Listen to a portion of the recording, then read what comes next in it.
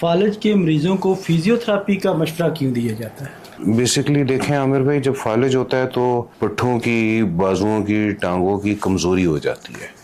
تو ان کے اندر دوبارہ سے طاقت بحال کرنے کے لیے اور مریض کو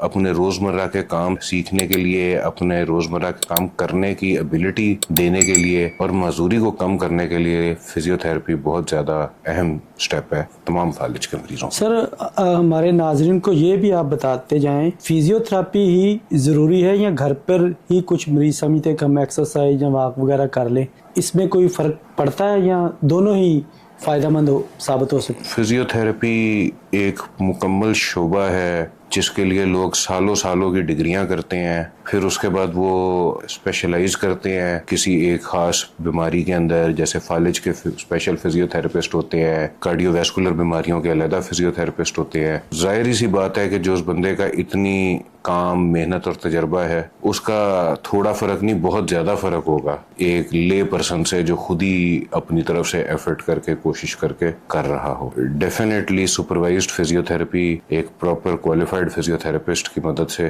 بہت بہتر ہے گھر پہ خود ہی رینڈم ایکسرسائزز کرنے۔